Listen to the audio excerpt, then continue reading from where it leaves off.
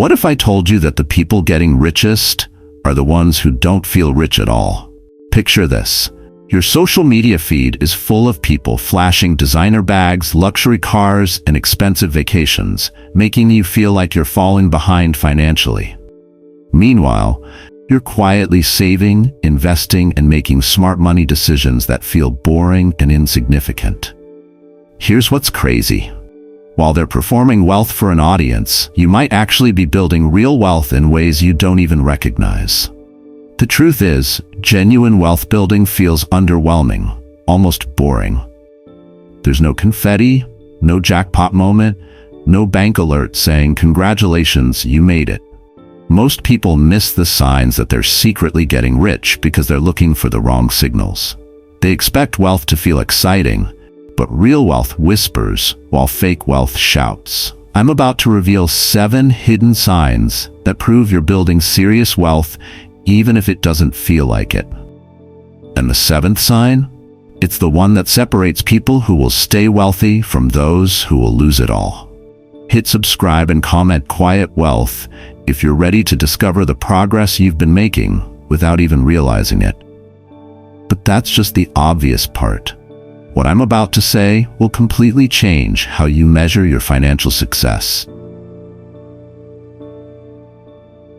Sign 1. Feel rich in time, not money. Most people spend their entire lives chasing money, but the truly wealthy have discovered something more valuable. They start chasing time. If you've noticed yourself valuing time more than things, if you've stopped glorifying being busy, if you crave slowness and space, you're experiencing wealth in a way most people never will.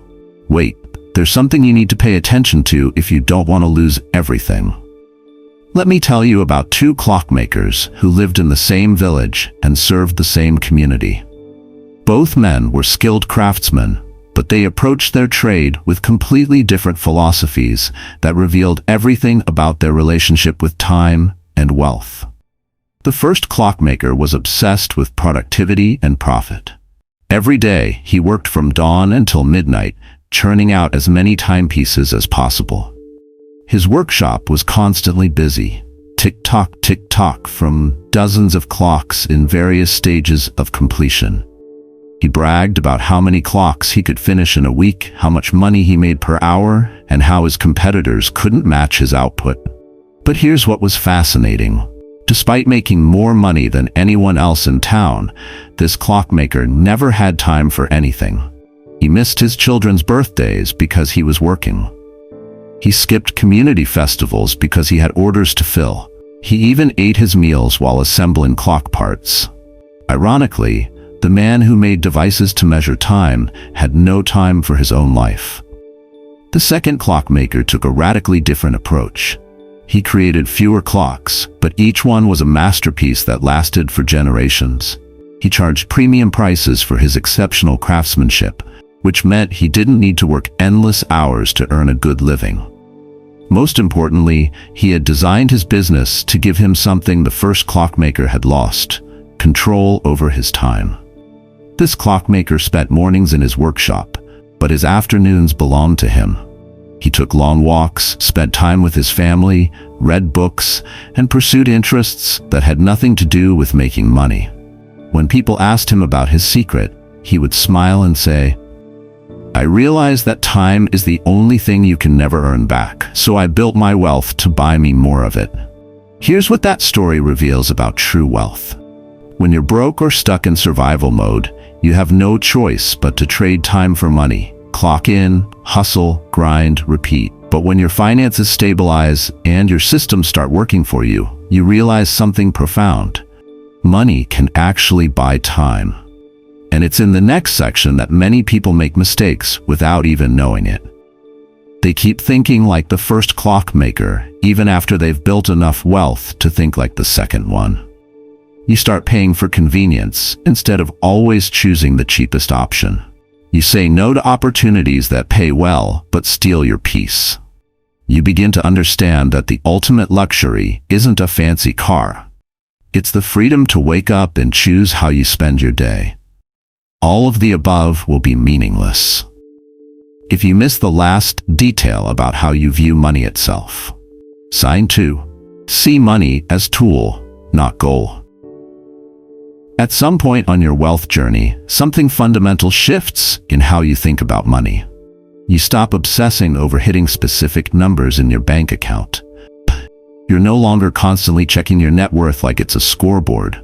Instead, you start asking deeper questions. What do I want money to do for me? What kind of life am I trying to build? You think you've understood everything? There's a detail that few people notice, but it's extremely important. There was once a master carpenter who was renowned throughout the region for creating the most beautiful furniture. His workshop was filled with an impressive collection of tools, saws, chisels, planes, and measuring devices of every kind. But what made him different from other craftsmen wasn't the tools themselves, but how he thought about them. A young apprentice visited his workshop and was immediately mesmerized by the gleaming array of instruments. "Master," the apprentice said, "you must be the richest carpenter in the land with all these magnificent tools. How many chisels do you own? What did this saw cost? I dream of owning tools this beautiful." The master carpenter paused his work and smiled gently. "You're asking the wrong questions, young one. I don't collect tools because they're beautiful or expensive. Each tool in this workshop exists for one reason: to help me create furniture that brings joy to families for generations." He picked up a well-worn chisel. "This chisel isn't valuable because of what it cost me. It's valuable because of what it helps me create. I could own 1,000 chisels, but if they don't serve the purpose of crafting beautiful furniture, they're just expensive clutter." The apprentice looked confused. "But surely owning more tools means you're more successful?" "No," the master explained. "Success isn't measured by how many tools I own, but by how purposefully I use them. A carpenter who obsesses over acquiring tools but never builds anything meaningful is not a craftsman, he's a collector. The tools are means to an end, not the end itself." As years passed, the apprentice learned this profound lesson. The tools were never the goal. The beautiful furniture, the satisfied customers, the legacy of craftsmanship, the freedom to create, that was the goal. The tools simply made it possible. Here's what that story teaches about your relationship with money. When you're secretly getting rich, you begin to see money the same way the master carpenter saw his tools. Money isn't the destination, it's the vehicle that gets you there. But that's just the surface. What's behind it is what will startle people. You start investing more in time-saving services. You're willing to pay for quality and value, not luxury for its own sake. You care more about return on investment than showing off. This isn't about being cheap or expensive, it's about being intentional. I'll tell you something that many people regret for the rest of their lives, just because they didn't realize it in time. They spent so long collecting money without a purpose that they forgot what they wanted it to do for them.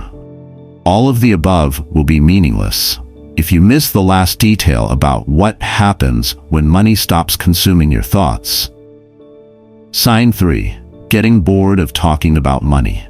This might surprise you, but boredom with money talk is actually a powerful signal that you're building real wealth. When you're struggling financially, money dominates every conversation and decision.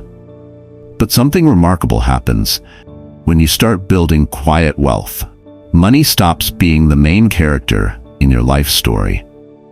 And it's in the next section that many people make mistakes without even knowing it. In a valley known for its fertile soil, there lived a farmer who had experienced both feast and famine throughout his life. In his early years, he struggled terribly. Every morning brought anxiety about whether his crops would survive, whether he could afford seeds for next season, and whether a bad harvest would destroy his family. During those difficult times, the farmer couldn't stop talking about his worries. Every conversation with neighbors revolved around crop prices, weather patterns, and survival strategies. He obsessed over every penny, calculated risks constantly, and lay awake at night doing mental math about expenses.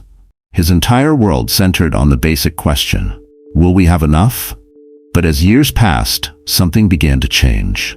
The farmer learned to diversify his crops, build reserve stockpiles, and create systems that worked even during challenging seasons. He developed relationships with reliable buyers, invested in better tools, and gradually built what he called his agricultural foundation. Then one day, a neighbor visited and was surprised to find the farmer reading a book about philosophy instead of studying market reports. "Aren't you worried about next season's crops?" the neighbor asked. "The weather predictions look uncertain, and crop prices are fluctuating wildly." The farmer looked up from his book and smiled calmly. "Of course I pay attention to those things, but I don't need to obsess over them anymore. I've built systems that handle most of the uncertainty. My irrigation works automatically, my crop rotation is planned for 5 years ahead, and I have enough reserves to weather multiple bad seasons." "But don't you want to maximize your profits this year?" the neighbor pressed. I've learned something interesting," the farmer replied. "When I was constantly worried about survival, I could only think about money and crops. Now that my foundation is solid, I can think about bigger questions. How can I spend more time with my family? What knowledge do I want to pass to the next generation? How can I contribute to my community?" The neighbor left confused, but the farmer had discovered a profound truth. Real security creates mental space for more meaningful pursuits.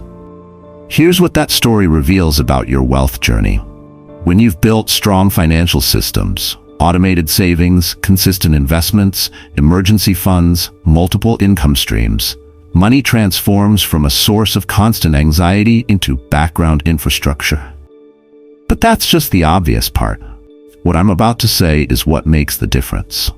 You stop obsessing over credit card rewards, chasing trendy investments, or debating every purchase. Instead, you focus on bigger questions about purpose, legacy, and impact. Wait, the most important part is in the following story about what you've quietly built while others weren't watching. Sign 4. Created financial buffer without bragging. You're not living paycheck to paycheck anymore, but here's what makes this a sign of secret wealth. You're not broadcasting it to the world. While others flex their lifestyles on social media, you've quietly built something far more powerful. Breathing room. Financial margin that buys you peace of mind, options, and the ability to sleep soundly at night. It sounds simple, but the hardest part is what's about to be told next. Deep in the mountains, there lived a wise ant colony that had learned hard lessons from previous winters. The colony was led by an elderly queen who had survived many harsh seasons and understood the difference between survival and true security. Most ant colonies in the region operated the same way. They gathered just enough food to make it through winter, celebrated when they had sufficient supplies, and boasted to neighboring colonies about their successful harvest seasons. These colonies spent their energy competing over who had the most impressive food displays and the busiest gathering activities. But this particular colony worked differently. While other ants were showing off their food stores and organizing elaborate harvest festivals, these ants quietly continued gathering long after they had enough for winter. They created hidden chambers deep underground, stockpiling food that no other colony knew about. When neighboring ants visited, they saw only the main storage areas. Enough food for a comfortable winter, nothing that seemed excessive or impressive. The visiting ants often commented, "Your colony seems to be doing fine, but nothing special. Our displays are much more abundant." The wise ants simply nodded and smiled. They never mentioned the extensive network of emergency stores hidden throughout their territory.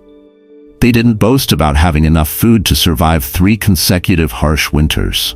They certainly didn't parade their security for others to admire. Then came the winter that changed everything. It was longer and more brutal than anyone had experienced in decades. One by one, the neighboring colonies began to struggle. Their impressive displays had been consumed, their public stores depleted. Many colonies faced starvation, but the wise colony remained calm and secure. While others panicked and begged for help, These ants simply accessed their hidden reserves. They had enough food not just to survive, but to help other colonies in need. Their quiet preparation had given them something beyond survival. It had given them the power to be generous in others' moments of crisis. Here's what that story reveals about building financial buffers. Real security isn't about showing off your emergency fund or bragging about your savings rate. It's about creating a foundation so solid that unexpected expenses don't even register as emergencies. Don't jump to conclusions, because what comes next can change your perspective completely. You don't panic when your car breaks down because you have the money. You don't dread monthly bills because you know they're covered. If your job disappeared tomorrow, you wouldn't crumble. You'd calmly assess your options. Most people only realize the power of financial breathing room after a crisis hits. But you built yours before it was needed. That's not luck. That's the mindset of someone secretly getting rich. All of the above will be meaningless if you miss the last detail about what happens when your income grows. Sign 5. Earning more without urge to spend more. Something extraordinary happens when you're secretly building wealth. You start making more money, but your lifestyle doesn't explode with it. You're not doubling your expenses with every raise or treating yourself to a new car every time you hit a financial goal. Most people around you probably have no idea how much you really earn because you've learned a powerful truth most never discover. But that's just the surface. What's behind it is what will startle people. There once was a young king who inherited a modest castle from his father. The castle was comfortable but simple. Enough rooms for his family, adequate defenses, and all the basic necessities for royal life. For the first few years, the king was content with his inheritance and focused on learning to rule wisely. As his kingdom prospered under his leadership, the royal treasury began to grow substantially. Each year brought increased tax revenue, successful trade agreements, and tributes from allied territories. The king's advisors constantly approached him with suggestions for expansion. "Your Majesty," they would say, "you could build a grander throne room, add a magnificent banquet hall, construct towers that reach the clouds, show the neighboring kingdoms your growing power through architectural splendor." Other young kings in the region followed this exact advice. With each increase in their treasuries, they expanded their castles dramatically. They added wings, towers, courtyards, and elaborate decorations. Their castles became monuments to their prosperity, visible from miles away. But this wise king made a different choice. Instead of expanding his living spaces with each increase in wealth, he invested the surplus into strengthening his kingdom's infrastructure. Better roads, improved schools, advanced defenses, and emergency reserves for difficult times. Years passed, and visitors often commented that the king's castle seemed modest compared to his neighbors' magnificent palaces. What they couldn't see was that this king had become the wealthiest and most secure ruler in the region. While other kings had spent their growing wealth on impressive but ultimately superficial upgrades, he had built lasting value. When economic troubles eventually struck the region, the difference became clear. Kings with magnificent castles but depleted treasuries had to sell off their elaborate possessions to survive. Meanwhile, the wise king's modest castle remained unchanged. But his strong financial foundation allowed him to weather any storm and even help struggling neighboring kingdoms. Here's what that story teaches about lifestyle inflation. Every time you resist the impulse to upgrade your lifestyle with your income, you're widening the gap between what you earn and what you spend. That gap is your wealth engine. The larger it grows, the faster your money multiplies. And it's in the next section that many people make mistakes without even knowing it. They think wealthy people look wealthy, but the opposite is often true. Real wealth often looks boring from the outside. No flashy upgrades, no constant splurges, just calm, controlled growth. I'll tell you something that many people regret for the rest of their lives, just because they didn't realize it in time. They confuse the appearance of wealth with the building of wealth, and by the time they realize their mistake, years of compound growth had been sacrificed for temporary status symbols. Wait, the most important part is in the following story about the foundation of all wealth building. Sign 6. Mastered living below your means. This is one of the most underrated signs that wealth is quietly building in the background. You're not clipping every coupon or obsessing over every dollar, but you've created a life where your spending is intentional. You don't feel the need to impress anyone, and because of that, your lifestyle naturally costs less than what you earn. That extra margin is what gives you options. You think you've understood everything? There's a detail that few people notice, but it's extremely important. In a prosperous land, there lived a king who ruled over a territory rich with natural resources and abundant harvests. Unlike neighboring rulers who competed to display their wealth through increasingly extravagant lifestyles, this king had developed a philosophy that puzzled many of his contemporaries. While other kings expanded their palaces with each successful year, adding golden decorations, exotic imports, and elaborate ceremonies, this king maintained a comfortable but modest royal household. His palace was beautiful and functional, but visitors often expected something grander from such a successful ruler. "Your Majesty," his advisors would suggest, "the treasury is overflowing. Surely you could afford a more magnificent throne room, perhaps imported marble floors?" The neighboring kingdoms would be impressed by your prosperity. The king would smile and respond, "I have everything I need to live well and rule effectively. Why would I trade my resources for the temporary approval of others?" While his neighbors spent their wealth on displays of status, this king invested his surplus into his kingdom's future: infrastructure, education, emergency reserves, and opportunities for his people. Other rulers lived at the very edge of their means, constantly expanding their expenses to match their growing revenues. Their kingdoms looked impressive during prosperous times, but they had no cushion for unexpected challenges. When harvests failed or trade routes were disrupted, these kingdoms faced an immediate crisis. But the modest king had built something far more valuable than impressive appearances. He had created sustainable abundance. His intentional restraint had generated enormous financial reserves that could weather any storm and capitalize on any opportunity. Years later, when economic upheaval struck the region, the contrast became stark. Kings who had lived lavishly found themselves borrowing money and selling palace treasures to survive. Meanwhile, the modest king's conservative lifestyle had created so much financial strength that he could actually expand his influence during others' difficult times. Here's what that story reveals about living below your means. You've redefined what enough looks like, and that redefinition is a rare kind of power.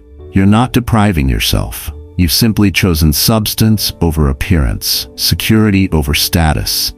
And it's in the next section that many people make mistakes without even knowing it. They think living below your means requires sacrifice, but you've discovered it actually creates freedom. The margin between your income and expenses becomes your wealth-building machine. This habit compounds over time, building a financial buffer that eventually transforms into genuine freedom. You're not just saving money, you're buying choices, buying peace of mind, buying the ability to say no to things that don't serve you. All of the above will be meaningless if you miss the last detail about how you think about time. Sign 7. Think long-term, not quick wins.